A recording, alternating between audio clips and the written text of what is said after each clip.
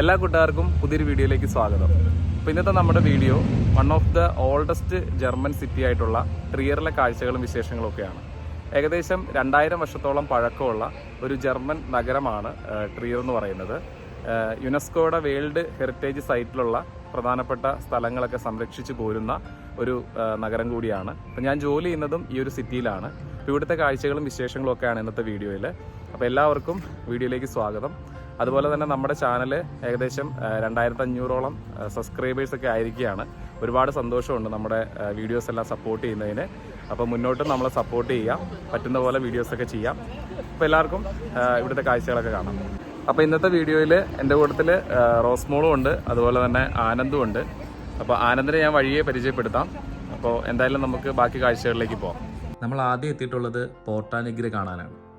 ഏകദേശം AD 170 നിർമ്മിച്ചിട്ടുള്ള ഒരു റോമൻ സിറ്റി ഗേറ്റാണ് പോർട്ടാ നിഗ്ര. ഇവിടെ വന്നപ്പോൾ മനസ്സിലാക്കാൻ സാധിച്ചിട്ടുള്ളത് അങ്ങനെയാണ്. എന്ന് മാത്രമല്ല, one of the largest Roman city ഗേറ്റുകളിൽ ഒന്നാണ് ഈ ഒരു പോർട്ടാ നിഗ്ര. 1986 മുതൽ യുനെസ്കോയുടെ വേൾഡ് ഹെറിറ്റേജ് സൈറ്റിൽ ഉൾപ്പെടുത്തിയിട്ടുള്ളത് കൊണ്ട് തന്നെ ഇവിടെ വളരെ മനോഹരമായിട്ടാണ് അവരത് സംരക്ഷിച്ചു പോരുന്നത്. ഒരുപാട് ആളുകളാണ് യൂറോപ്പിൻ്റെയും ലോകത്തിൻ്റെ മറ്റു ഭാഗങ്ങളിൽ നിന്നുമെല്ലാം ഇത് കാണുവാനായി ഇങ്ങോട്ടേക്ക് വരുന്നത്. ട്രിയർ എന്ന നഗരത്തിൻ്റെ ഹൃദയഭാഗത്തായി തന്നെ ഇത് ഉള്ളതുകൊണ്ട് ഇങ്ങോട്ടേക്ക് എത്തുന്ന ടൂറിസ്റ്റുകൾക്ക് ഇവിടെ എത്തിച്ചേരുവാനും ഇത് കാണുവാനും എല്ലാം വളരെ എളുപ്പമാണ്.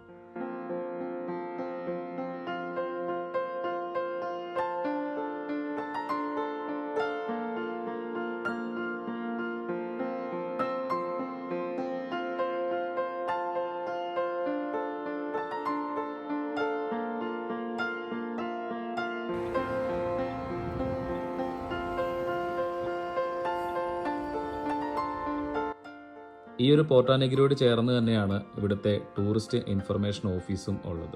അപ്പോൾ നമ്മളും ഇതിൻ്റെ അകത്ത് കയറി. അപ്പോൾ നമ്മളിവിടെ വന്നപ്പോഴത്തേക്ക് ഇവിടെ ഒരു ടൂറിസ്റ്റ് ഇൻഫർമേഷൻ സെൻ്റർ ഉണ്ട്. അവിടെ ഒരുപാട് സുവനീറും കാര്യങ്ങളൊക്കെ ഉണ്ട്. പോർട്ടാ നിഗ്രയുടെയും അതുപോലെ തന്നെ കാറൽ മാക്സിൻ്റെ ജന്മസ്ഥലമായതുകൊണ്ട് അതിൻ്റെയൊക്കെ ഒരുപാട് സുവനീറും കാര്യങ്ങളൊക്കെ ഉണ്ട്. ഞങ്ങളും 1-2 വാങ്ങിച്ചു. പിന്നെ അതുപോലെ തന്നെ നമ്മൾ ഇവിടത്തേക്ക് ചില സ്ഥലങ്ങളിൽ വരുമ്പോൾ ഇതുപോലുള്ള ബാങ്ക് നോട്ട്, ഇതിന് വാല്യൂ ഒന്നുമില്ല, പക്ഷേ യൂറോയുടെ മാതൃകയിൽ ബാങ്ക് നോട്ടുകളൊക്കെ കിട്ടും. അപ്പം ഞങ്ങൾ അതും വാങ്ങിച്ചു. പിന്നെ ട്രിയറിൻ്റെ മറ്റ് അറിവുകൾക്കൊക്കെ വേണ്ടിയിട്ടുള്ള കുറേ പുസ്തകങ്ങളും എല്ലാ സംഭവങ്ങളും ഉണ്ട് ഇവിടെ. അപ്പോൾ ഇവിടെ വരുന്നവർക്ക് എന്തെങ്കിലുമൊക്കെ വാങ്ങാം. ഞങ്ങളും 1-2 സാധനങ്ങൾ വാങ്ങിച്ചു.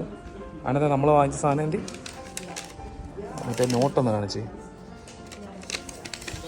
ഇതാണ് ഞാൻ പറഞ്ഞത്. അപ്പം ഞങ്ങളും കാറൽ മാക്സിൻ്റെ ഒരു നോട്ട് വാങ്ങിച്ചു. പിന്നെ ഇതുപോലത്തെ ഒരു സുവനീറും വാങ്ങിച്ചു. ട്രിയറിലെ മറ്റൊരു പ്രധാനപ്പെട്ട അട്രാക്ഷനാണ് കൈസ്ദർമൻ. 1986 മുതൽ യുനെസ്കോയുടെ വേൾഡ് ഹെറിറ്റേജ് സൈറ്റിൽ ഉൾപ്പെട്ടിട്ടുള്ള ഒരു പ്രധാനപ്പെട്ട സ്ഥലമാണിത്. ഇങ്ങോട്ടേക്ക് എൻട്രി ഫീ ആയി വരുന്നത് അഡൽട്ടിന് 5 യൂറോയും അതുപോലെ തന്നെ സ്റ്റുഡൻസ് ആണെങ്കിൽ 3.5 യൂറോയുമാണ്.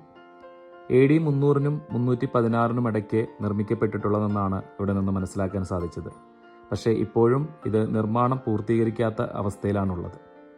റോമൻ ചക്രവർത്തിയായിരുന്ന കോൺസ്റ്റന്റീനിയസ് 1 ചക്രവർത്തിയുടെ കാലത്താണ് ഇത് നിർമ്മാണം നടത്തിയിട്ടുള്ളത്. പൊതുജനങ്ങൾക്ക് കുളിക്കുന്നതിനാവശ്യമായിട്ടാണ് ആദ്യം ഇത് നിർമ്മിച്ചതെങ്കിലും പിന്നീട് ഹോഴ്സ് ബാരക്കുകളായി മാറുകയായിരുന്നു.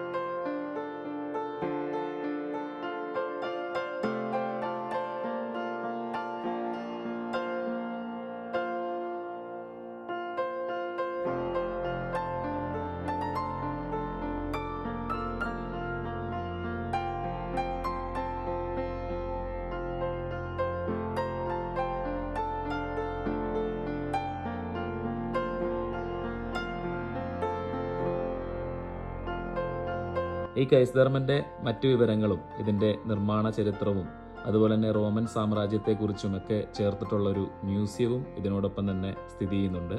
അപ്പോൾ നമ്മൾ ഈ ഒരു എൻട്രി ഫീസിൽ കയറി കഴിഞ്ഞാൽ നമുക്കതും കാണാനായിട്ട് സാധിക്കും. ട്രിയറിലെ മറ്റൊരു പ്രധാനപ്പെട്ട സ്ഥലമാണ് കോൺസ്റ്റന്റൈൻ ബസിലിക്ക.